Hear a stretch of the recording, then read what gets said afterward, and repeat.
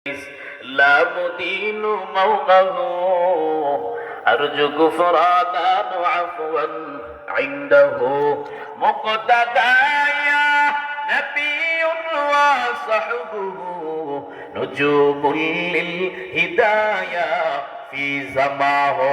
এক নম্বরে মরণের সময় যদি কালেমা নসিব হয় বুঝতে হবে মরণটা ভালো না খারাপ। আরো জোরে বলেন। মনে রাখবেন দুই নম্বরে নবী বলেন মাউতুল মুমিনি বিআরাকিল জাবিন, ভালো বান্দার মরণের সময়, ভালো মৃত্যুর আরেকটা আলামত হলো মরণের সময় মৃত ব্যক্তির কপালটা ঘেমে যাবে। কপালটা কি হবে? আবার কপাল না ঘামলে জাহান্নামী বলা যাবে নি, এটা একটা আলামত। তিন নম্বরে নবী বলেন জুমআর রাত অথবা জুমার দিন যদি আমার কোনো উম্মত মারা যায় বুঝবা মরণটা ভালো, আল্লাহ তার জান্নাতি মেহমান বানায় দিবে। চার নাম্বার মদিনার নবী বলেন যারা আল্লাহর রাস্তায় শহীদ হয় তারা জান্নাতে যাবে, তাদের মরণটাও ভালো। এবার নবী সাহাবায়ে কেরামদেরকে উদ্দেশ্য করে বলেন ও সাহাবায়ে কেরাম শহীদ কাকে বলে জানেন? সাহাবায়ে কেরাম বলেন পয়গম্বর যারা আল্লাহর রাস্তায় নিহত হয় তাদেরকে শহীদ বলে। নবী বলেন ও সাহাবায়ে কেরাম না, তাহলে আমার উম্মতের মধ্যে শুহাদায়ে কেরামের সংখ্যা হবে কম। ও সাহাবায়ে কেরাম শুনো, আমার কোন উম্মত জিহাদের ময়দানে গেছে, মরতে পারে নাই, নিহত হয় নাই, যাওয়ার কারণে যুদ্ধ করতে পারে নাই, রাস্তার মধ্যেই মরে গেছে। নবী বলেন সেই বান্দাকে আল্লাহ শাহাদাতের মর্যাদা দিয়ে দিবে। কয় নাম্বার গেল মনে নাই? আলোচনা বুঝতেছেন নি? বুঝতেছেন? আরে হুজুর বলতেছেন একান দিয়ে আরি দিয়ে বের করতেছি, আলোচনা জানার দরকার আছে নি কোনো? কয় নাম্বার গেছে? যারা বলেন বলে বলেন। পাঁচ নাম্বারে নবী বলেন একটা গাছের নিচে দাঁড়িয়ে আছেন, একটা তাল পড়লো, ডাব পড়লো, দেওয়াল পড়লো, যে কোনো কিছু উপরে পড়ে মারা গেল নবী কয় মরণটা ভালো, আল্লাহ তার শাহাদাতের মর্যাদা দিয়ে দিবে। সুবহানাল্লাহ। ছয় নম্বরে আল্লাহর আদু তামুতু বিজুমই শাহাদা, পয়গম্বর বলেন উম্মতের মহিলাদেরকে বলেন যখন মা 8 মাস 9 মাস হয়, বাচ্চা যখন প্রসব হবে অথবা ব্যথার কারণে কোন মা যদি মারা যায় নবী বলেন আল্লাহ তাকে শাহাদাতের মর্যাদা দিয়ে দিবে। কারণ একটা বাচ্চা প্রসব করা সাধারণ কোনো বিষয় না। যে মা সন্তান দুনিয়াতে ভূমিষ্ঠ করে ওই মাই জানে সন্তান প্রসবের বেদনা কত, ঠিক কিনা? এই জন্যই নবীকে সাহাবায়ে কেরাম এক সাহাবী গিয়া বললেন ইয়া রাসূলুল্লাহ আমি কার খেদমত করব? কয় তোমার মা। আবার বললেন কার? তোমার মা। তিনবার বললেন মায়ের, একবার বললেন বাবার। কেন তিনবার বললেন?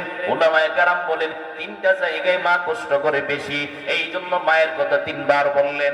এক নম্বরে সন্তানকে পেটে ধারণ করে মা বাবা করে না। দুই নম্বরে প্রসবের বেদনা বাবা সহ্য করে নাকি মা? বাবা নাকি মা? জীবনের মূল কষ্ট মায়ের প্রসব বেদনা, সাত আসমান সাত জমিন তখন মায়েরই মাথায়। এমন মাকে কেমনে আছে, এমন মাকে কেমনে আছে যাবো আমি ভুলিয়া। ও আমার প্রাণের মা, মা গো মা কোথায় গেলে মোরে ছাড়িয়া, জনম দুঃখী ইয়াতীম আমি চাই না কেহ ফিরিয়া। প্রসব বেদনার যন্ত্রণা মা বুঝে পাবো না। তিন নম্বরে 30 মাস 2.5 বছর পর্যন্ত দুগ্ধ পান করায় মা নাকি বাবা? মা। এই তিন দিকে লক্ষ্য করে তিনবার মায়ের কথা বললেন, তবে বাবার মর্যাদা কম না। 6 নম্বরে সন্তান প্রসব করতে গিয়া মা যদি মারা যায়, নবী বলেন আল্লাহ তার শাহাদাতের মর্যাদা দিয়ে দিবে। 7 নম্বরে নবী বলেন আমার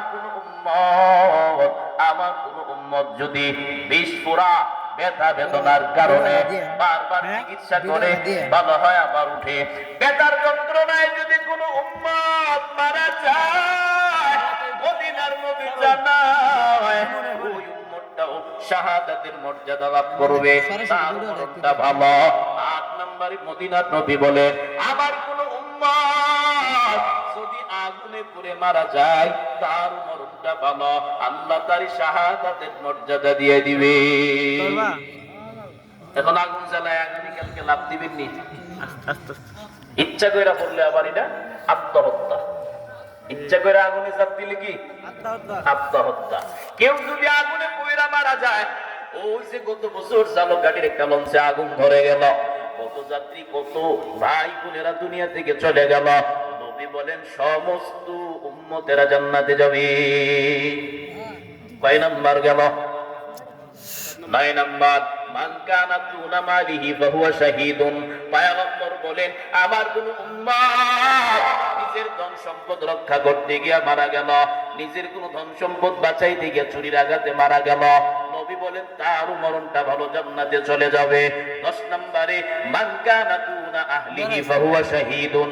আমার কোন উম্মত যদি ফ্যামিলির বাঁচাইতে গিয়া মারা যায়, আমার ওই উম্মতটাও জান্নাতে চলে যাবে। 11 নম্বরে মান কানা দুনা দীনিহি ফাহুয়া শাহীদুন। আমার কোন উম্মত যদি ধর্মের জন্য যায়, রাস্তায় গেছে মিছিলের জন্য, রাস্তায় গেছে আন্দোলন করার জন্য, হঠাৎ করে কে যেন গুলি চালায়, হঠাৎ করে কে যেন উপর থেকে পানি মারলো, গরম পানি পড়ার পর যত মানুষ মারা যাবে, দ্বীনের জন্য মারা যাবে, নবী বলেন তাদেরও মরণটা ভালো, আল্লাহ তারে জান্নাতি মেহমান বানায় দিবে। 12 নাম্বার নবী বলেন নিজের জীবন বাঁচাইতে গিয়া যে মারা গেল, তার মরণটা ভালো, সে জান্নাতে যাবে। 13 নাম্বার নবী বলেন আমার কোন উম্মত যদি জুলুম প্রতিহত করতে গিয়া, সমাজে জুলুম হয়, অন্যায় হয়, ফিরাইতে গিয়া অনেক সময় বাধা আসে, অনেক সময় ইমামের চাকরি চলে যায়, হক কথা বলার কারণে ইমামের চাকরি থাকে না, বন্ড পীরের বিরুদ্ধে বললে, দুর্নীতিবাদ সাদাবাজের বিরুদ্ধে বললে, সুদ ঘুষের বিরুদ্ধে বললে, ওই যে দায়িত্বশীল যারা আছে ওই ইমাম সাহেব আপনারা রাখার প্রয়োজন নাই, হক কথা বললে ছেড়ে দিন চাকরি। আমি সুদ খাবো, আমি চুরি করবো, জনগণের হক নষ্ট করবো, খবরদার আমাকে কিছু বলতে পারবেন না। যদি ইমাম না বলতে পারে, বলতে পারবে কে? তোর বাপে। ইমাম যদি না বলতে পারে, ইমাম তো নেতা, তোর বাপে বলবো নি? ভুল হইলে তো ইমামই ধরায় দিব, ঠিক না?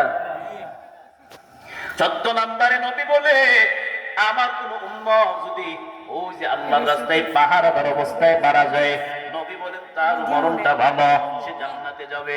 15 নাম্বার পয়গম্বর জানাইয়া দেয় আমার কোন উম্মত ভালো কাজ করার পরে, দান সদকা করার একটু পরে যদি মারা যায়, বুঝবা মরণটা ভালো, ওই বান্দাটা জান্নাতে যাবে। এই 15টা আলামত যদি পাওয়া যায়, বুঝবা মরণটা ভালো, জান্নাতি মেহমান। আলামত না পাওয়া গেলেও জাহান্নামী বলা যাবে না। কে জান্নাতে যাবে কে জাহান্নামে যাবে কে জানে? আরো জোরে, আরো মহব্বতে বলেন কে জানে? ঘুমাইতেছেন, একটু মহব্বতে জিকির করেন লা ইলাহা, আরো মহব্বতে লা ইলাহা, সবাই জিব্বানারা জিব্বানারা লা ইলাহা। এই কালেমা মানবে যারা, কাজে লাগবে মরণ বেলা, ঠিক কিনা? এই কালেমার রৌশনীতে, এই কালেমার রৌশনীতে কবর হবে ও জালা, লা ইলাহা। আরো মহব্বতে লা ইলাহা,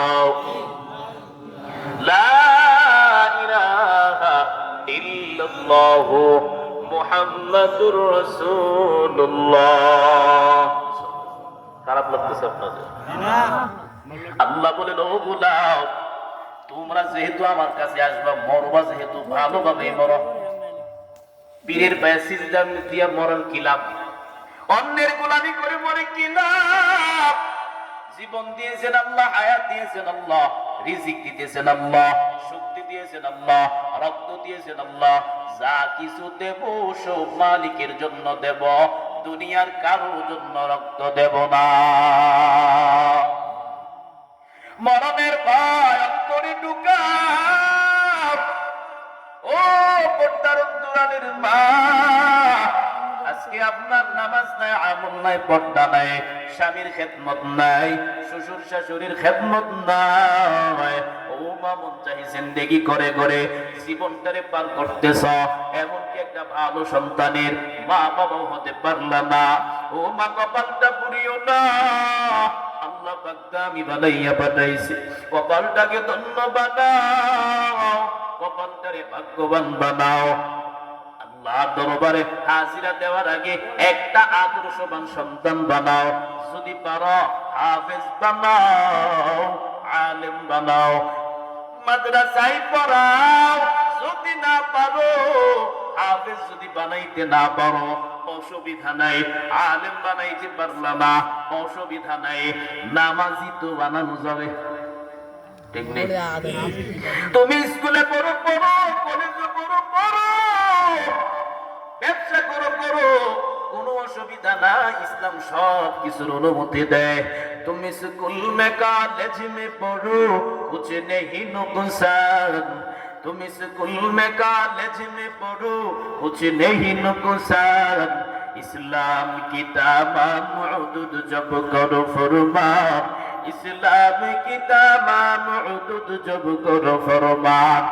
स्कूल में पढ़ कर जब कुरान भूल गया, कॉलेज में पढ़ कर जब कुरान छुड़ दिया, अफसोस आज़ाब ठिकाना है हाविया, अफसोस आज़ाब ठिकाना है हाविया।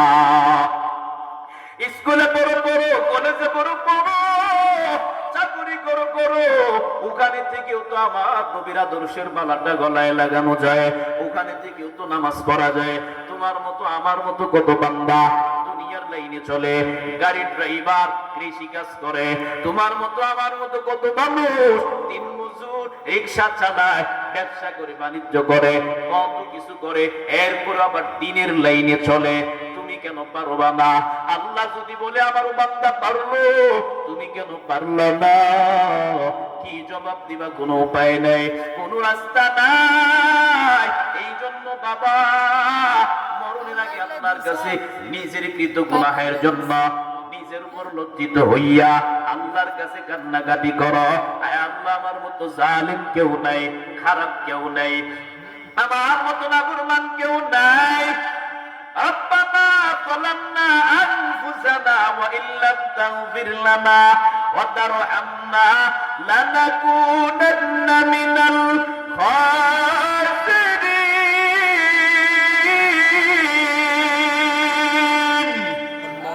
ইকালামে জিন্দা কুরআন হাকিম, হিকমতে উলা ইয়াজালাস্তু কদিম। গুনাহ করেছ, জুলুম করেছ, আল্লাহর কাছে স্বীকার করো, আয় আল্লাহ, আমার মতো জালিম কেউ নাই, আমার মতো খারাপ কেউ নাই, আমার মতো নাফরমান এলাকায় কেউ নাই। গুনাহ তো করেই ফেললাম, আয় আল্লাহ, আপনার কাছে বরকতপূর্ণ ভরপুর মজলিসে ওয়াদা করে গেলাম, আর গুনাহ করব না, আর আমি নামাজ ছাড়ব না। আয় আল্লাহ, আমাকে ক্ষমা করে দেন। চোখের পানি যদি বালাইতে পারো, মদিনার নবী বলেন, দুইটা ফোঁটা পানিও যদি বের হয়, মাছির ডানা পরিমাণের থেকেও যদি কম হয়, ওজনে যদিও কম, পরিমাণে যদিও কম, জাহান্নামের ভয়ে, গুনাহের ভয়ে যদি দুই ফোঁটা চোখের পানি ফালাও, পাহাড় সম পরিমাণ যদি গুনাহ হয়, নবী বলেন দুই ফোঁটা পানি নাকের ডগার আসার আগে আল্লাহ পিছনের সব গুনাহ মাফ করে দিবে। সুবহানাল্লাহ।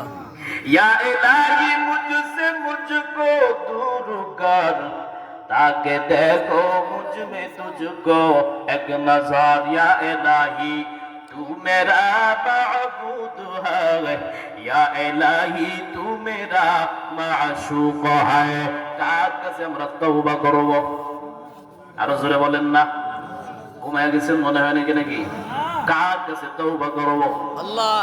না রে বাবা, আমাদের ভিতরে সেই চিন্তা নাই, সেই পেরেশানি নাই, কোন দিন মরবো কোনো চিন্তা নাই। মনে হয় এমন ভাবে আমি চলি, আমার মরণ মনে হয় জীবন হবে না। না রে বাবা না,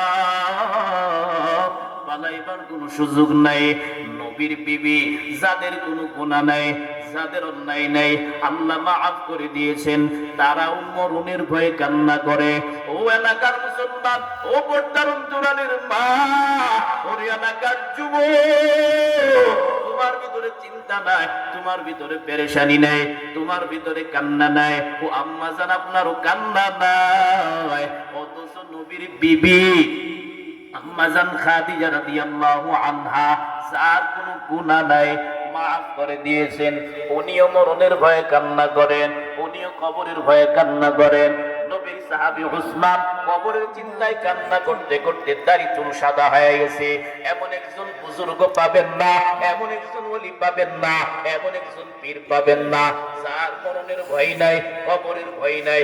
যদি মরণের ভয় না থাকে, কবরের ভয় না থাকে, বুঝবা ওইটা পীরই না, বড় গাদ্দার।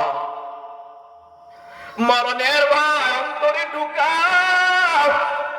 নবীর বিবি খাদিজা রাদিয়াল্লাহু আনহা কবরের চিন্তায় কান্না করতে করতে পেরেশান। নবী ঘরে আসলেন, নবী বললেন, খাদিজা কেন কাঁদো? খাদিজা আবার জবাব দিয়ে বলেন, পয়গম্বর, মরণের কথা চিন্তা করে করে কান্না করি। ও খাদিজা কেন কাঁদো? আমি নবী তো তোমার পাশে আছি। নবী কারো পাশে থাকলে তার কোনো চিন্তা আসেনি? জোরে বলেন না, আসেনি? ও খাদিজা কেন কাঁদো? আমি নবী তো তোমার পাশে। কারণ নবী খাদিজাকে বেশি পরিমাণে ভালোবাসতেন। কেন কেন বলে, মক্কার জমিনে নবী যখন দুনিয়ায় আগমন করে, মক্কার জমিনে নবী যখন দ্বীনের দাওয়াত দেয়, নবী বড় এতিম, মা নাই, বাবা নাই, বংশের লোকেরা নবীর বিরোধিতা করে। ওই সময় খাদিজা মেন্টালিটি সাপোর্ট করেছে নবীকে। আম্মা জান আয়েশা রাদিয়াল্লাহু আনহা বলেন, মাঝে মাঝে আমি দেখতাম আমার হুজরায় পয়গম্বর ঘুমের ঘরে ঘুম থেকে উঠা বসে বসে কান্নাকাটি করতেন গুনগুন করে। আমি বললাম, পয়গম্বর, আমি আয়েশা আপনার পাশে, এরপরেও আপনি কেন কাঁদেন? পয়গম্বর কান্না জড়িত কণ্ঠে জবাব দেয়, আয়েশা, আমার সুখের দিনের বিবি, আমার খাদিজার কথা যখন মনে হয় আমি আর নিজের ধরে রাখতে পারি না। খাদিজা আমার দুঃখের দিনের বিবি, খাদিজার কথা মনে হইলে আমি আর নিজের সামলাইতে পারি না। কারণ গভীর রাত আমি যখন দাওয়াতি কাজ করে করে বাড়িতে যেতাম, রাত্র 1টা 2টা 3টা হয়ে যেত, আমি ঘরের দরওয়াজায় দাঁড়ায় একটা যখন ঢুকা মারতাম, খাদিজার সাথে সাথে দরওয়াজা খুলে দিত। লাব্বাইকা ইয়া রাসূলুল্লাহ। আমি একদিন বললাম, খাদিজা আপনি কি ঘুমান না? খাদিজা চোখের পানি বানায় আর বলেন, পয়গম্বর, এই মক্কার জমিনে আপনার মতো অসহায় এতিম কেউ নাই, আপনার মাও নাই, বাবাও নাই, দাওয়াতি কাজ করেন, কত মানুষ কত কিছু বলে। আমি খাদিজাও যদি ঘুমায়, আপনি দরওয়াজায় টোকা দিবেন, খবর নিবেন, আমি জবাব দিতে পারবো না। আল্লাহর কাছে আমি কি জবাব দেব? পয়গম্বর, আপনি যেন কষ্ট না করা লাগে। আপনি বাহিরে চলে গেলে না আসা পর্যন্ত আমি কানটা লাগায়া আপনার অপেক্ষা করি। ও আয়েশা, আমার খাদিজা আরো কি করেছে শুনবা? আমি যখন ধ্যানমগ্ন থাকতাম, হেরা গুহার মধ্যে যেতাম, একদিন, 2 দিন, 3 দিন পর্যন্ত ইবাদত করতাম। খানা নাই, ঘুম নাই, কোনো কিছু আমার নাই। আমি মাঝে মাঝে টাকা দেখতাম আমার খাদিজা খানা নিয়া ওই যে বিশাল বড় পাহাড় বেবে আমার জন্য খানা নিয়ে আসতো। ওই খাদিজার কথা আমি ভুলতে পারি না। খাদিজা চোখের পানি বানাইয়া কাঁদে। নবী বলেন, খাদিজা আমি তোমার পাশে আছি, কোনো চিন্তা নাই। এবার খাদিজা বলেন, পয়গম্বর, আপনার কাছে আমি কিছু জিনিস চাইব, ওইগুলো আমাকে যদি দেন আমি খাদিজার কান্না শান্ত হবে। নবী বলেন, খাদিজা বলো। নবী তো বেশি মহব্বত করতেন। খাদিজা আবার ডাক দেয়, পয়গম্বর, 1 নাম্বার, আমি খাদিজা মরণের পরে মানুষের তো সব কাপড় দিয়া দাফন করে, আমাকে ওই কাপড় দিবেন না, আপনার একটা সুতপা দিয়ে আমি খাদিজার কাফন পরাবেন। 2 নম্বরে, আমি খাদিজা যেই কবরে শুইব ওই কবরে আপনি নবী আগে শুইবেন। 3 নম্বরে, মুনকার নাকির কি সওয়াল করবে জবাব দিতে পারবো না, আপনি নবী আমার জবাবটা দিয়ে আসবেন। খাদিজার ইন্তেকাল হয়ে গেল, কথা অনুযায়ী জুব্বা দিয়া তারে কাফন পরায় নিলেন। নবী কবরে আগে শুয়ে গেলেন, এরপরে মাটি দেওয়া হয়ে গেল। নবী এতিমের মতো কাঁদে, চোখের পানি বানাইয়া আকাশের দিকে তাকাইয়া কাঁদেন। নবীর যে ভরসা ছিল খাদিজা দুনিয়া থেকে চলে গেছে, নবী আবার মানসিক ভাবে ভেঙ্গে পড়েছে। সাহাবায়ে কেরাম টানেন, নবী চলেন। নবী কয়, সাহাবায়ে কেরাম তোমরা যাও, আমি আমার খাদিজাকে রেখে যাব না।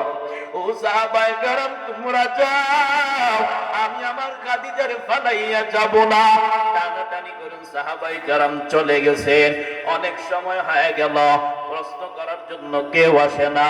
আল্লাহ বলেন, জিবরাইল যাও, আমার বন্ধুর কানে খবর পৌঁছায়া দাও। যে বন্ধু আমার ওই যে জবাব দেওয়ার জন্য কবরের পাশে দাঁড়ায় রয়েছে, আমার বন্ধুকে জানাও, যে খাদিজা দ্বীনের জন্য, ধর্মের জন্য, রবের জন্য, পয়গম্বরের জন্য এত কিছু ত্যাগ করতে পারে, ওই খাদিজার জবাব আমার বন্ধু দেওয়া লাগবে না। খাদিজার জবাব আমি আল্লাহ কুদরতি ভাবে ব্যবস্থা করে দিয়ে দিছি। নবীর বিবি হওয়ার পরেও যদি এত পরিমাণে কান্না করে, ও বাবা, সেই তুলনায় তো আমার আপনার আমল তাদের মতো না, আমার আপনার আমল তাদের মতো না। ওরা নামাজ পড়ত, কবরের ভয় ছিল, হাসরের ভয় ছিল, মরণের ভয় ছিল। আমার আপনার ভিতরে তো এমন কোন কিছু নাই। আমার আপনার ভিতরে শুধু প্রতিযোগিতা, অন্যের সম্পদ নিয়া আমার থেকে ও বড় লোক হয়ে গেল, আমার থেকে ও টাকাওয়ালা হয়ে গেল, আমার থেকে ও বড় ক্ষমতাওয়ালা হয়ে গেল।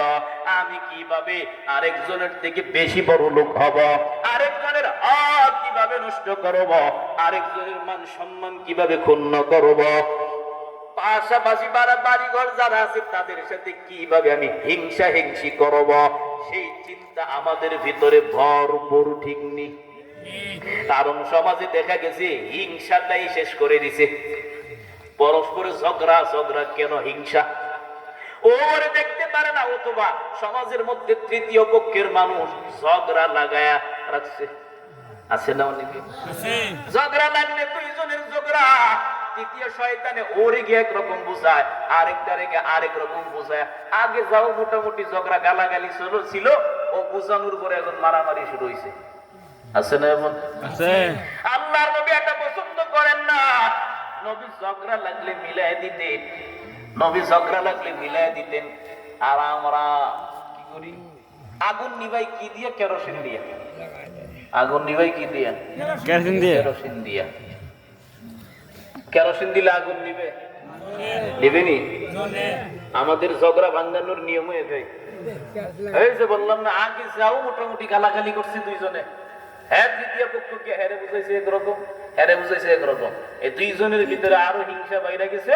ওর বুঝানোর কারণে এখন আরেকজনরে হত্যা করার পরিকল্পনা করে। এইরকম বুদ্ধিমান ছাগল আছে না নেই? আছে না সমাজে? বহুত আছে, আমগো চিপাচা ভাই, বহুত আছে। এটা সমাজটারে একেবারে শেষ করে দিচ্ছে এরা, সমাজটারে একেবারে ধ্বংস করে দিচ্ছে। আল্লাহ আমাদেরকে হেদায়েত দান করুন, আমিন। আরো জোরে বলেন আমিন। হেদায়েতের দৌলত দান করুন। আর একটু সামনে আগাবো, কষ্ট হইব? শুনতে রাজি আছেন তো ইনশাআল্লাহ? জি। আল্লাহ পাক রব্বুল আলামিন মানুষদেরকে দুনিয়া থেকে পাঠাইছেন। দুনিয়াতে আল্লাহ পাক বলেন তোমরা মৃত্যু থেকে পলায়ন করো না, কারণ মৃত্যু থেকে পলায়ন করা সম্ভব না। হ্যাঁ, যদি চেষ্টা করো জাহান্নাম থেকে বাঁচতে পারবা, কিন্তু মৃত্যু থেকে বাঁচা যাবে না। জাহান্নাম থেকে বাঁচা যাবে, কিন্তু মৃত্যু থেকে বাঁচা যাবে। আমরা কত বড় বোকা, আমরা মৃত্যু থেকে বাঁচার চেষ্টা করি, জাহান্নাম থেকে না। ঠিক না রে বাবা, না। মরণ থেকে বাঁচার চেষ্টা করলে উপায় হবে না। যত বড় মাস্তান হও না কেন, টাকাওয়ালা হও না কেন, ক্ষমতাওয়ালা হও না কেন, মরণ থেকে পলায়ন করা সম্ভব হবে। আরো জোরে বলেন হবে। একটু ধৈর্য ধরে কিছুক্ষণের মধ্যেই শেষ করবো, ওটা কথা কইলেন না। মরণ থেকে পালানো সম্ভব না, এই জন্য যেহেতু পালাইতে পারবো না, মরণটা যেন ভালোভাবে হয়, এই জন্য আল্লাহর কাছে তাওফিক কামনা করতে হবে, কান্নাকাটি করতে হবে, আল্লাহর কাছে অতীতের গুনাহের জন্য তওবা করতে হবে। আল্লাহ বলেন ওলা আমার মতো দয়াময় কেউ নাই, আমার মতো মায়াময় কেউ নাই। হাজার গুনাহ করেছো, গুনাহ করতে করতে পুরাপুরি হয়ে গেছো, গুনাহ করতে করতে একেবারে মরণের দ্বার প্রান্তে চলে গেছো। না রে বাবা না। আল্লাহ বলেন লা তাকনাতু মির রাহমাতিল্লাহ, মাগফিরাত দার তাতে উম্মিদ লুতফেতু, যাকে খুদ ফরমুদায় লা তাকনাতু। আল্লাহ বলেন গোলাম এমন মনে করিও না আমি এত পরিমাণে গুনাহ করলাম হয়তো আমার কোনোদিনও মাফ করবে না। না রে বাবা না, এমন মনে করিও না। আল্লাহ বলেন হাজারো গুনাহ করেছো, আমার রহমত থেকে নৈরাশ হয় না, কারণ আমি আল্লাহ বড় বড় বড় নাফরমানদেরকে ক্ষমা করেছি। বান্দা হাজারো গুনাহ করার পর একবার যখন খাটি দিলে চোখ দিয়া পানি বের করে কান্নাকাটি করবে, মদিনার নবী জানায় ওই বান্দার যত পরিমাণে গুনাহ হোক না কেন, আল্লাহ কান্নার বিনিময়, তাওবার বিনিময় পিছনের সব গুনাহ ক্ষমা করে দিবে। এই জন্য তওবা করতে হবে কার কাছে? আরো জবান ছেড়ে বলেন কার কাছে? আল্লাহর কাছে তওবা করো। ও এলাকার মুসলমান যুবক, গুনাহ করেছো, অন্যায় করেছো, দুনিয়ার লোভে পড়ে, সম্পদের লোভে পড়ে, নারীর লোভে পড়ে, যে কোনো মহব্বতে পড়ে গুনাহ করেছো। আল্লাহ বলেন আমি বেজার না, আমি আল্লাহর কাছে তওবা কর, আমার কাছে তওবা কর। আমি আল্লাহ তওবার জন্য অপেক্ষায় থাকি বান্দা, সেখানে বৈশাই করো, আমি আল্লাহ তোমার গুনাহগুলো ক্ষমা করে দেব। কারণ আমি বড় আদর করে বান্দা বানাইলাম, বড় আদর করে মায়া করে বান্দা বানাইলাম। আমার বান্দারা জাহান্নামে যাবে, আমি আল্লাহ এটা মোটেও বরদাস্ত করব না। আমি চাই আমার প্রতিটা গোলাম আমল করে করে তওবা করে জান্নাতে যাক। এই জন্য আমি মালিক প্রতিদিন প্রথম আসমানে আইসা বান্দারে ডাকি, আলা মিন মুস্তাগফিরিন ফাগফিরনা। আজো কোন গুনাহগার বান্দা আমার কাছে তওবা করবা, আমি আল্লাহ তোমারে ক্ষমা করে দেব। প্রতিদিন প্রথম আসমানে আইসা বান্দারে ডাকে। যদি গুনাহ মাফ করাইতে চাও, ভোর রাতের সময়টা বড় নিবিড় সময়, ভোর রাতের সময়টা বড় বরকতময় সময়। ওই সময় যদি উঠে 2 রাকাত নামাজ পড়ে আল্লাহর কাছে চোখের পানি ফালাইয়া কান্নাকাটি করতে পারো, পাহাড় পরিমাণও যদি গুনাহ হয় আল্লাহ বলেন আমি সব গুনাহ ক্ষমা করে দেব। আল্লাহ আল্লাহ ক্যা মুবারক নাম হায়, আল্লাহ আল্লাহ আশিকু কা কাম হায়। আল্লাহ বলেন আমি বড় বড় বড় বড় নাফরমানদেরকে ক্ষমা করেছি, ঘটনার অভাব নাই, ইতিহাসের অভাব নাই। বড় বড় নাফরমানেরা আমার কাছে ক্ষমা চাইছে, আমি ক্ষমা করে দিছি।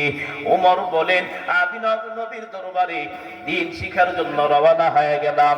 কিছু দূর যাওয়ার উপর তাকাইয়া দেখলাম একটা যুবক রাস্তার পাশে বৈশা বৈশা ফুফাইয়া ফুফাইয়া কান্না করেন।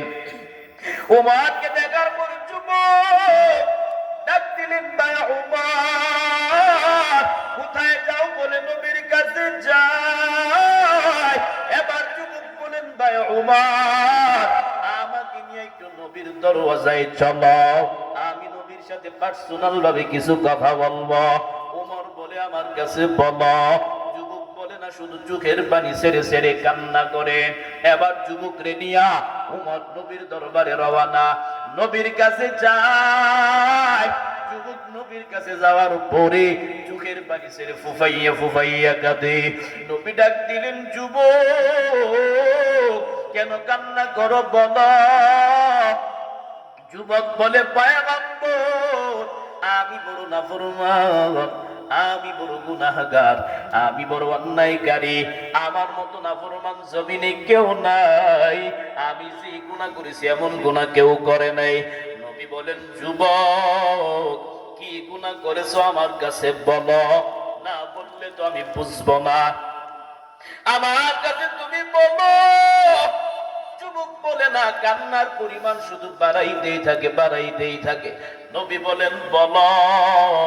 যুবক বলে না, শুধু কাঁদে আর কাঁদে। নবী বলেন, না বললে বুঝবো কি করে?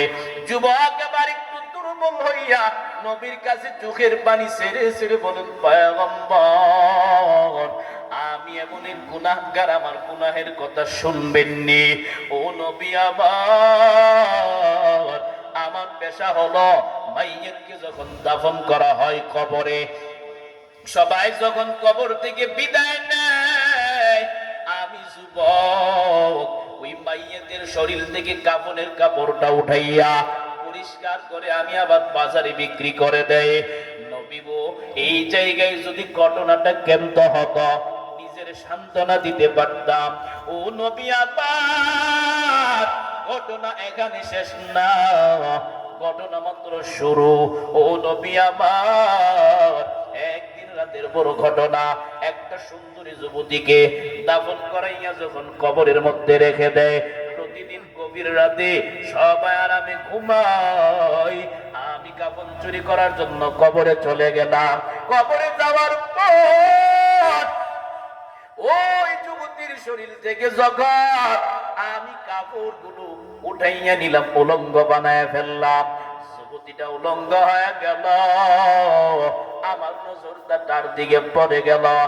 এরপরে আমি মৃত্যু মাইয়াতের সাথে জিনা করব না, না আমি আবার কাপড় নিয়ে বাড়ির দিকে রওনা।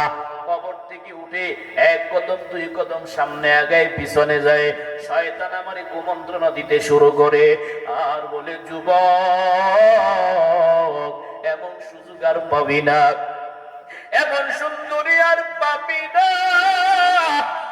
সবাই আরামে ঘুমায়, যাও এখন যদি তুমি মনের খাহেসাত মিঠাইয়া নাও, এখন যদি যুবতীর সাথে জিনাও করে নাও, যদি ওই যুবতীর সাথে যা ইচ্ছা করে নাও, কেউ দেখবে না। জঙ্গলের হিংস্র প্রাণীরা ঘুমায়, ছোট ছোট বাচ্চারা মা বাবার কোলে ঘুমায়, সব পশু পাখি গাছে ঘুমায়। ও যুবক কেউ দেখবে না, তুমি ছাড়া এখানে কেউ নেই। এবার বলেন, পয়গম্বর শয়তান এবারে আমারে কুমন্ত্রণা দিতে দিতে আমার অন্তরটা দুর্বল বানায় ফেলল, আমি পর্যায়ে দুর্বল হয়ে গেলাম।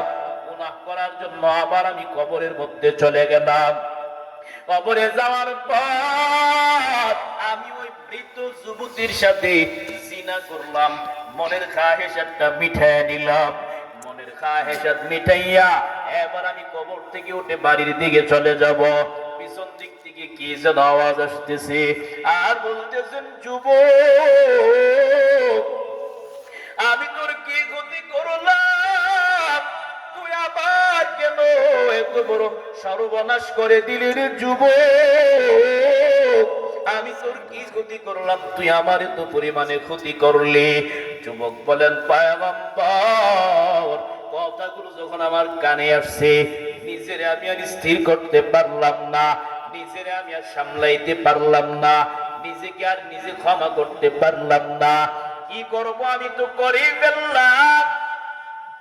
এই কথা নবী শোনার পর নবী বলেন, না ফরমান দূর হ, আমার কাছ থেকে দূর হয়ে যা, আমার কাছ থেকে দূরে সরে যা। নবী এই কথা বলার পরে যুবক নবীর কাছ থেকে দূর হইয়া দৌড়াইয়া পাহাড়ের দিকে রওনা। যুবক বলেন, আমি যদি নবীর কাছ থেকে দূরে না যাই, নবী যদি একবার রাগ হইয়া আমাকে ধমক দেয়, আমি যুবক জায়গায় ধ্বংস হয়ে যাব। এবার যুবক পাহাড়ে যায়, যাওয়ার পরে কান্নাকাটি করে, আল্লাহর দরবারে বলে, ও দয়ার মালিক, আমার মতো নাফরমান কেউ নাই, আমার মতো খারাপ কেউ নাই, আমার মতো জালিম কেউ নাই, আমার মতো অন্যায়কারী নাফরমান কেউ নাই। আয় আল্লাহ, এত বড় গুনাহ করলাম, এত বড় একটা নাফরমানি করলাম, যার কারণে যাকে আপনি রাহমাতুল লিল আলামিন হিসাবে পাঠাইছেন পয়গম্বর, তিনিও আমারে মাহরুম করে দিলেন। আয় আল্লাহ, আপনি যদি ফিরায় দেন, আর কারো কাছে যাওয়ার কোনো রাস্তা নাই। কারণ দুনিয়ার ভিক্ষুকের দরওয়াজায় যদি না পায়, অপর দরওয়াজায় পায়। আপনি আমাদের এমন মালিক, আপনি আমাদের এমন মাবুদ, আপনি যদি ফিরাইয়া দেন, যাওয়ার কোনো দরওয়াজা নাই। আয় আল্লাহ, আপনার দরওয়াজায় আসলাম, ক্ষমা করবেন কিনা করবেন আপনার ইখতিয়ার, তবে আপনার দরওয়াজা থেকে যাব না। এবার যুবক কান্নাকাটি করে, একাধারে 40 দিন পর্যন্ত কাঁদলেন। আওয়াজ দিয়া বলেন, কতদিন? মনোযোগ আসেনি, মনোযোগ আসেনি, কতদিন? 40 দিন। 40 দিন যুবক কান্না করার পর আল্লাহ পাক জিবরাইলকে পাঠায়, ও জিবরাইল, আমার বন্ধুর কাছে যাও, আমার বন্ধুকে জানাও, ও নবী, মানুষ কি আপনি বানান নাকি আল্লাহ বানায়? কে বানায়? আরো জোরে বলেন না। সন্তান কে দেয়? নাকি পীর বাবা, নাকি বটগাছওয়ালা? কে দেয়? পীর বাবা আর বটগাছওয়ালা যদি সন্তান দিতে পারত, বাংলাদেশে কোনো মানুষ সন্তানহীন হতো না। সন্তানের জন্য বাবার কাছে যাইনি, যাই না? আপনাদের এলাকায় যাই না? আপনাদের এলাকায় যায়, আমি জানি, আমার তো জানা আছে, এটা তো আমারই এলাকা, আমি বুঝি না? আমার তো ধারণা আছে কোন এলাকা কেমন। ও বাবা, সন্তান দাও। আল্লাহ বলেন, লিল্লাহি মুলকুস সামাওয়াতি ওয়াল আরদ ইয়াখলুকু মা ইয়াশা ইয়াহাবু লিমান ইয়াশাউ ইনাসা ওয়া ইয়াহাবু লিমান ইয়াশাউ যুকুর আও ইউযাওবিজুহুম যুকরানা ওয়া ইনাসা ওয়া ইয়াজআলু মান ইয়াশাউ আকিমা ইন্নাহু আলিমুন কাদির। আল্লাহ বলেন, গোলাম, সন্তান দেওয়ার মালিক আমার আল্লাহ। আমি আল্লাহ কাউকে ছেলে দেয়, আবার কাউকে মেয়ে দেয়। আমি আল্লাহ আবার কাউকে কোনোটা দেয়। আমি আল্লাহ আবার কাউকে কোনোটাই দেই না। আছে না?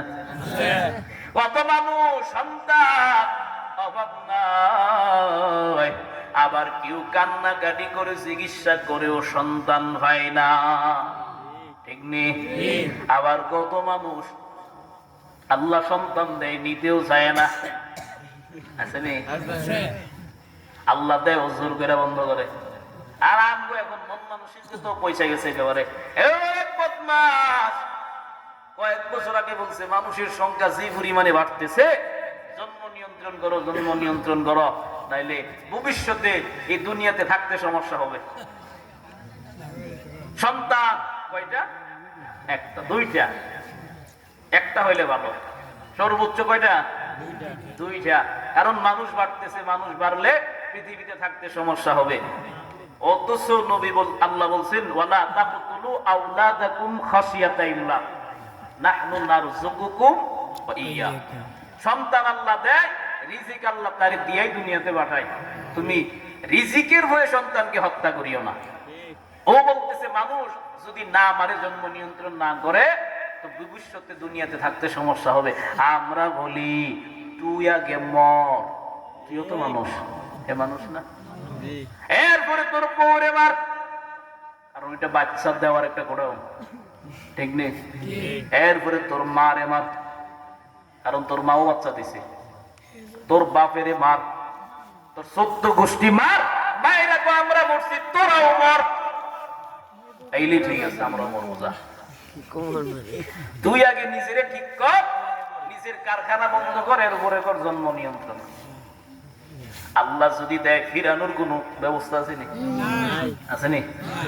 যারা বলেন সমস্ত দুনিয়ার মানুষ একত্রিত হয়েও একটা সন্তান কেউ বানাইতে পারবে নি। জোরে বলেন না। সন্তান দেওয়ার মালিক আল্লাহ বলেন আমার কাছে চাও, আমি আল্লাহ দেওয়ার মালিক। ও দুনিয়ার মানুষ, আমি আল্লাহর দরবারে চাও, আমি আল্লাহ দেওয়ার কোনো কমতি নেই। আমি আল্লাহ যাকে ইচ্ছা সবকিছু দেয়। যুবক ওই যে পাহাড়ে গিয়া লাগাতার কান্না করলেন কতদিন? আরো জোরে 40 দিন। 40 দিন কান্না করলেন। নবী আপনি মানুষ বানান নাকি আল্লাহ বানায়? আপনি ক্ষমা করেন নাকি আল্লাহ করে? হ্যাঁ আল্লাহ করে। আপনি যে যুবকরে ফিরাইয়া দিলেন, যুবকটা পাহাড়ে যাওয়ার পরে আল্লাহ দরবারে এত পরিমাণে কাঁদেছে, আল্লাহ কুদরতি অন্তরে জোশ মেরে গেছে। বান্দা যতই গুনাহ করে, বান্দা যদি চোখের পানি ফালাইয়া দেয়, আল্লাহ বলেন আমার কুদরতি অন্তরে জোশ মেরে যায়। বান্দার চোখের পানি আমি আর ধৈর্য ধরতে পারি না। আমি আল্লাহ চোখের পানির বিনিময় বান্দার পিছনের সব গুনাহ ক্ষমা করে দেয়। এই জন্য বাবা নিজেকে একটু তওবাকারী হিসাবে কবরে নিয়ে যাও। মরণটা সুন্দর হবে, ভালো হবে। মরণটা যদি বাবা ভালো হয়, মরণটা যদি সুন্দর হয়, মদিনার নবী বলেন একটা নেককার বান্দা যখন মরবে, তার মরণের সময় আসমান থেকে ফেরেশতাদের দল একটা দামি কাপড়, সুগন্ধিযুক্ত একটা আতর, জান্নাতি খুশবু মেখে বান্দার পাশে এসে বসে। আজরাইল আসে, আসার পরে বলে আল্লাহর গোলাম, আল্লাহর সন্তুষ্টির দিকে চলো।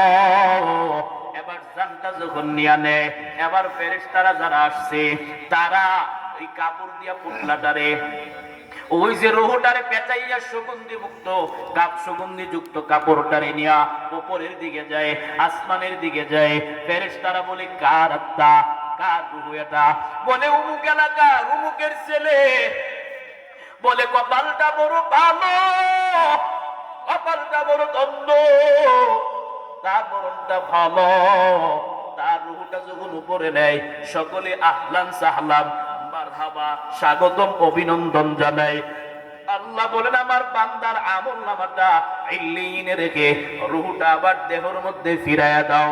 রূহটা যখন দেহের মধ্যে যায়, বান্দা তো কবরে চলে গেল, দাফন করে চলে আসলো। আসার পরে বান্দাকে দুইজন ফেরেশতা উঠাইয়া বসাইয়া প্রশ্ন করবে মার রব্বুকা, রবকে। আরো জোরে, আরো জোরে, আমাদের রবকে। প্রথম প্রশ্ন করবে রবকে। বান্দা যেহেতু দিনের লাইনে চলেছে, প্রশ্ন করার মাত্র জবাব দিবেন আমার রব, আমার আল্লাহ। দুই নম্বর প্রশ্ন তোমার ধর্ম কি? বান্দা যেহেতু দ্বীনের লাইনে চলেছে, বান্দা যেহেতু দ্বীনের পথে চলেছে, ইসলামের পথে চলেছে, সাথে সাথে জবাব দিবে আমার ধর্মের নাম হলো দ্বীনিয়াল ইসলাম। ومن يبتغي غير الإسلام دينا فلن يقبل منه وهو في الآخرة من الخاسرين। ইসলাম ধর্ম বাদ দিয়া অন্য ধর্ম নিয়ে যারা মাতামাতি করবে, অন্য ধর্ম নিয়ে যারা পাকনামি করবে, বুঝেননি? পাকনামি বুঝেননি? আছে না অনেকগুলা পাকনামি। আল্লাহ বলেন তারা দুনিয়াতেও ক্ষতিগ্রস্ত, পরকালেও কই যাবে। আল্লাহ ধর্ম মানবা না, মরণের পরে ফেরেশতারা ধাক্কা দিয়া জান্নাতে ফেলাইয়া দিব। জান্নাতে ফেলাইয়া দিব। কই ফেলাইব? জাহান্নামে। জোরে বলেন না, কই? জাহান্নামে। জাহান্নামে ফেলাইব। এই জন্য আল্লাহর মনোনীত ধর্ম, পৃথিবীতে ধর্ম আছে 4200। কয়টা? 4। পৃথিবীতে ধর্ম আছে কত? কয়টা? 4200। 4199টা ধর্মই বাতিল। আল্লাহর মনোনীত ধর্ম একটা, তার নাম ইসলাম। জোরে বলেন না, তার নাম কি? ইসলাম। 3 নাম্বার প্রশ্ন নবীকে দাঁড় করাইয়া, মাহাদার রাজুল আল্লাযী বুইসা ফীকুম, ওই ব্যক্তিটাকে চিনো, ওই ব্যক্তিটাকে কি চিনো? বান্দা যেহেতু দ্বীনের লাইনে চলেছে, নবীকে আদর্শ বানাইয়া চলছে, দেখার সাথে সাথে জবাব দিবে তিনি আর কেউ না, তিনি আমার মায়ার নবী। তিনি 63 বছর পর্যন্ত উম্মতের চিন্তায় বিভোর ছিল। এখনো নবী মদিনায় যে ঘুমায় এমন না, এখনো নবী উম্মতের মায়ায় কবরে শুইয়া শুইয়াও কান্না করে, ঠিক নেই? আর জোরে বলেন না, ঠিক কিনা? একজন নবী আসিল গো সোনার মদিনায়, একজন নবী আসিল গো সোনার মদিনায়। বলেন, একজন নবী আসিল গো সোনার মদিনায়। যার প্রেমেতে মজনু হলো, যার প্রেমেতে মজনু হলো তামাম জাহান, একজন নবী আসিল গো সোনার মদিনায়, একজন নবী আসিল গো সোনার মদিনায়। যাহার আগমনের তোরে আবাদুকে সিজদা করে, যাহার আগমনের তোরে আবাদুকে সিজদা করে, তিনি আমার প্রাণের নবী শাহে মদিনা, তিনি আমার প্রাণের নবী শাহে মদিনা। একজন নবী আসিল গো সোনার মদিনা, জোরে, একজন নবী আসিল গো সোনার মদিনা। যার প্রেমেতে মজনু হলো, যার প্রেমেতে মজনু হলো তামাম জাহান, একজন নবী আসিল গো সোনার মদিনা, একজন নবী আসিল গো সোনার মদিনায়। নবীকে দেখার পরে সাথে সাথে চিনে ফেলবে। এবার জবাব দেওয়ার পরে আল্লাহ বলবে, ফেরেশতা যাও, আমার বান্দা দুনিয়ায় অনেক কষ্ট করেছে, ঠান্ডা পানি দিয়া ওযু করে করে নামাজ পড়েছে, আমি আল্লাহকে পাওয়ার জন্য বান্দা মসজিদে দৌড়াইছে, ওয়াজ মাহফিলে দৌড়াইছে, আমি আল্লাহকে পাওয়ার জন্য বান্দা তাবলীগের ময়দান টঙ্গিতে গেছে, আমি আল্লাহকে পাওয়ার জন্য উজানির ময়দানে গেছে, আমি আল্লাহকে পাওয়ার জন্য চরমুনার ময়দানে গেছে, আমি আল্লাহকে পাওয়ার জন্য মাদ্রাসায় মাদ্রাসায় দৌড়াইছে, আমি আল্লাহ আমার বান্দারে আর চায় না। ফেরেশতা যাও, আমার বান্দার কবরের সাথে জান্নাতের একটা রাস্তা সংযুক্ত বানায়া দাও। আর যদি বান্দা নেককার না হয়, বান্দা যদি নেককার না হয়, যখন মরণের সময় হবে তার জন্য আসমান থেকে একদল ফেরেশতা আসবে, একটা কালো কাপড় নিয়া, কষ্টদায়ক কাপড়। ওই কাপড়টা আনার পরে আজরাইল আসবে জান নেওয়ার জন্য।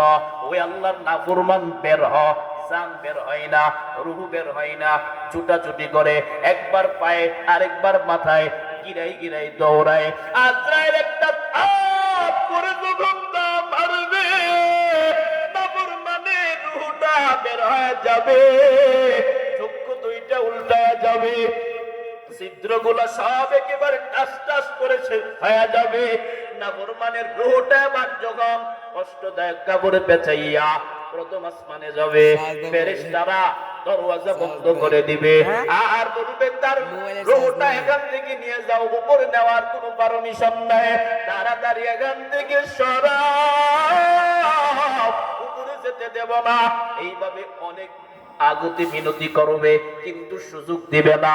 আল্লাহ বলবে নাফরমানের আমলনামাটা সিজিল নামক জেলখানায় রেখে রূহটা কবরে দাও।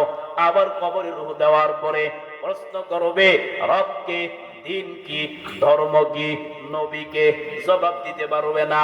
লা আদিরি, লা আদিরি, কিছুই জানি না, কিছুই বলতে পারি না, কিছুই আমি জানি না। আল্লাহ বলবে ও ফেরেশতা যাও, নাফরমানের অনেক সুযোগ দিয়েছি, আর না, যাও যাও, নাফরমানের কবরের সাথে জাহান্নামের একটা সংযুক্ত রাস্তা বানায়া দাও।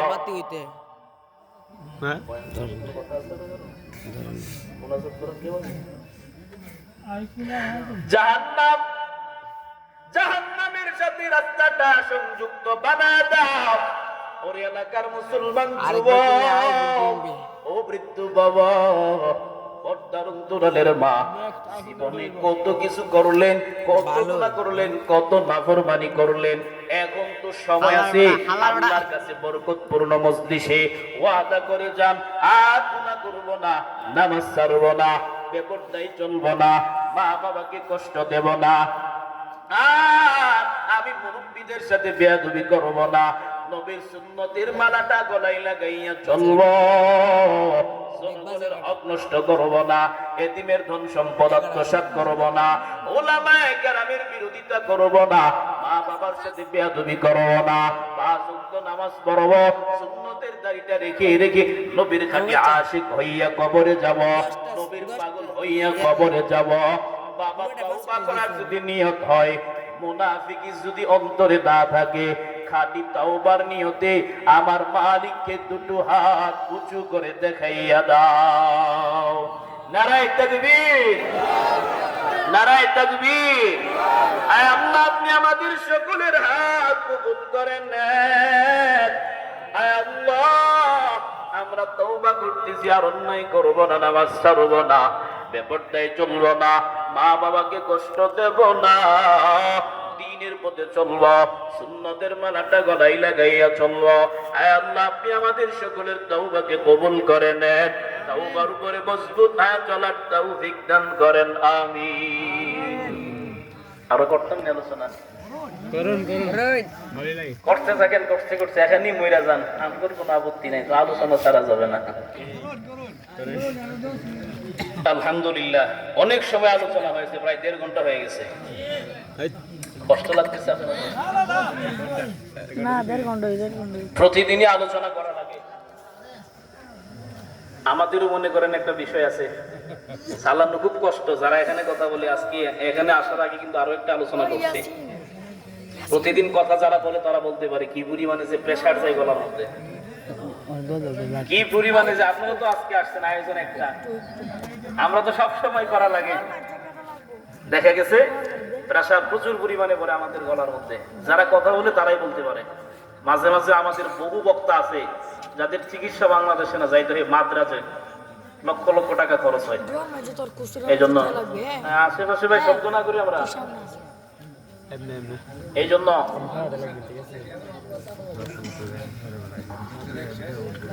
জন্য আজকের এই আয়োজন ভরপুর একটা মজলিস করেছেন তারা। বিশেষ করে আসার পরে আমি জানতে পারলাম এখানে এলাকার যুবকরা এই আয়োজন করেছে। আমি দোয়া করি সকলের জন্য,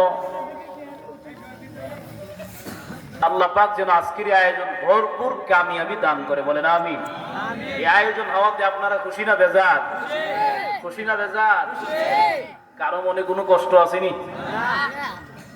আয়োজন করেছে, আপনারা সাপোর্ট করবেন।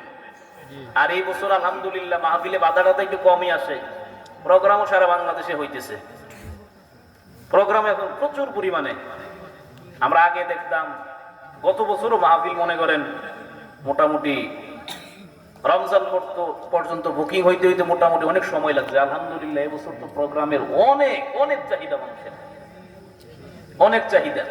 আলহামদুলিল্লাহ এই যে সফর শুরু, আল্লাহ যদি হায়াতে বাঁচায় রাখে একেবারে রমজানের আগের দিন পর্যন্ত সফর, রমজানের আগের দিন পর্যন্ত সফর মিস নাই, তাও 2টা 3টা 3টাও আছে অনেক দিন।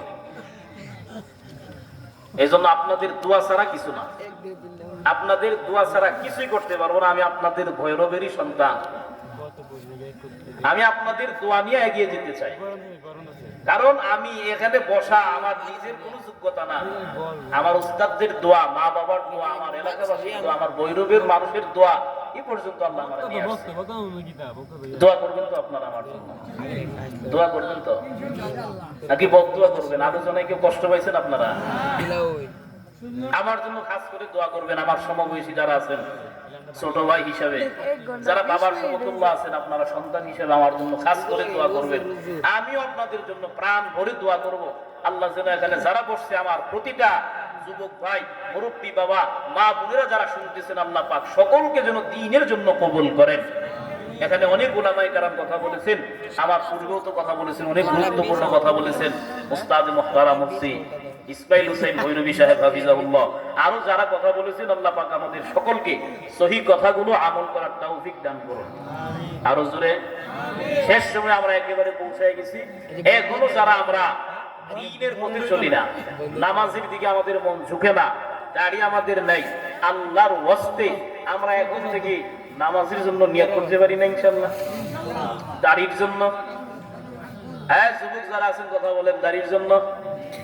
ওইটা বললে একটু পিছায়া যায়, দাড়ির কথাটা বললে পিছায়া যায়, ঠিক না?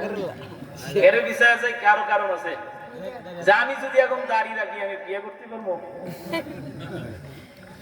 কারণ দাড়ি রাখলে মুরব্বী মুরব্বী একটা ভাব চলে আসে, নাকি চলে আসে না?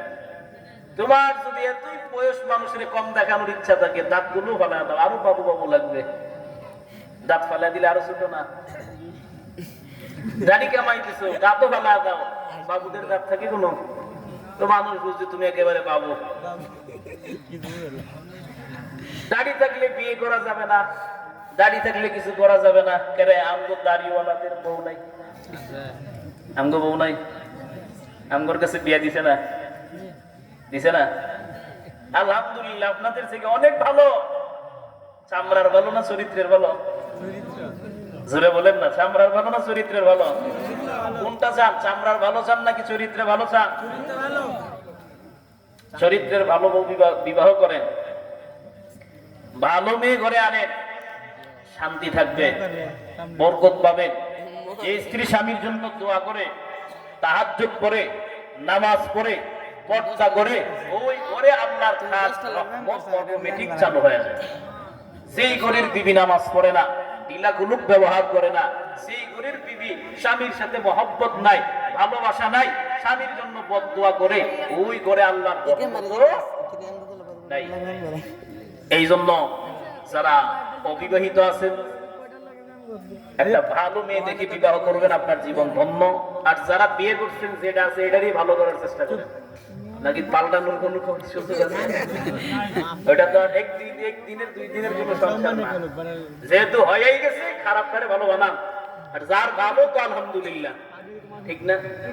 এই যে মুস্তাক ফৈজি সাহেব হুজুরে মাঝে মাঝে বয়ানে বলে, উনি এক বয়ানে গেছে, বলতেছে অনেক বেড়ে আছে খারাপ, আমারে দেখতেই পারে না। এক মুরব্বী দাঁড়ায় কয়, দূরে যাওয়ার কি দরকার, আমগো করি আছে। এখানে বলেন ভাত থাকবো না, বন্ধ করে দিবে একেবারে। গত বছরের আগের বছর সম্ভবত জামালপুরে এক মাদ্রাসার মাহফিলে আমার পূর্বে আমার এক ভাই ইখলাসুর রহমান আনসারী সাহেব, উনি বয়ান করতেছেন কালেকশনের জন্য। টাকা তুলতেছে, টাকা চাইতেছে, মানুষ টাকা দিতেছে। তো একজন উনি কালেকশন করতে করতে, যারা কালেকশন করে তাদের মুখে কিন্তু মধু থাকে বেশি। আমি আবার কালেকশনের প্রোগ্রাম গুলো ধরি না, কারণ আমার মুখে তো মধু নাই, বলতে পারি না, বা মানুষের কাছে মন খুলে চাইতে পারি না। এই জন্য প্রোগ্রাম গুলো আমি ধরি না সব। উনি কালেকশন করতে করতে এক পর্যায়ে উনি বলতেছেন, যারা স্ত্রীকে ভালোবাসেন, এখানে এমন কেউ আছেন যে স্ত্রীকে ভালোবাসেন না? যারা বিয়ে করছেন স্ত্রীকে ভালোবাসেন না, এখানে কেউ আছেন? ভালো না বাসলেও বলতে হবে, নাইলে উনি শুনতেছি কিন্তু খবর আছে। তো উনি বলতেছে যারা ভালোবাসেন 1000 করে টাকা দিবেন। সবাই হাত উঠাইছে, সবাই ভালোবাসে। এক মুরব্বী সাইড দিয়ে এইভাবে আস্তে আস্তে করে সামনে আসছে এখানে। আসার পরে উনি তো, আমিও বসা, উনি বলতেছে ভাবছি তো টাকা বেশি দিবে, ভালো বেশি বাসে। তো উনি কথা বলতেছে আপনি সামনে আসছেন, সবাই বসা হাত উঠাইছে ভালোবাসে, আপনি এখানে আসছেন কেন? ভালোবাসবো কেমনে? উনি এসে ভাবে টুকটারের উপরে ওটা দেখেন দাঁত আসেনি, তাকায় দিই সামনে দাঁত নাই, কি হয়েছে এটা গতকাল লেবালাইছে। ওই দিন মাহফিলে আমরা হাসতে হাসতে শেষ এই মুরব্বীর কাণ্ড দেখে। আল্লাহ পাক হিফাজত করুন। এই প্রথম যারা বিবাহ করি নাই, একটা ভালো নেককারিনী বিবি আনতে হবে করে। আর যারা বিয়ে করছি, বিবিটারে নেককারিনী বানাইতে হবে, পর্দাশীল বানাতে হবে, ঠিক না? ঠিক। যাদের বউ পর্দা করে না, যাদের বিবি পর্দার ভিতরে চলে না, অন্যরা থেকে তাদের কথা বলো, আমার বিবি আমি একা কেন দেখবো? এলাকাবাসীর একটা হক আছে না, তারাও দেখবে। আপনার বিবি আরেকজনে দেখবে, এটা আপনার কাছে ভালো লাগবে? এই জন্য আপনি এখন গার্জিয়ান, বিবির গার্জিয়ান আপনি। আপনি পর্দা না করলে আপনার উপরও আল্লাহ জবাবদিহি আপনার করতে হবে। আল্লাহ পাক আমাদের সকলকে হিফাজত করুন। আরো জোরে বলে আজকের এই আয়োজন আল্লাহ পাক ভরপুর কামিয়াবি দান করুন। যারা এর পিছনে মেহনত করেছেন, মাইক লাইট প্যান্ডেল দিয়া, টাকা পয়সা, সময়, অর্থ, পরামর্শ দিয়া সহযোগিতা করেছেন, আল্লাহ পাক সকলের সহযোগিতাকে কবুল করুন। আল্লাহ পাক সকলের হায়াতের মধ্যে বরকত দান করুন। জিন্দা মুর্দা সকলকে মাফ করে দেন, বলেন আমিন। দোয়া চাই, দোয়া করি আল্লাহ দ্বীনের খাদেম হিসেবে কবুল করুন, বলেন আমিন। দুরূদ শরীফ পড়েন। আল্লাহুম্মা সাল্লি আলা মুহাম্মাদ ওয়া আলা আলি মুহাম্মাদ কামা সাল্লাইতা আলা ইব্রাহিম ওয়া আলা আলি ইব্রাহিম। আল্লাহুম্মা বারিক আলা মুহাম্মাদ ওয়া আলা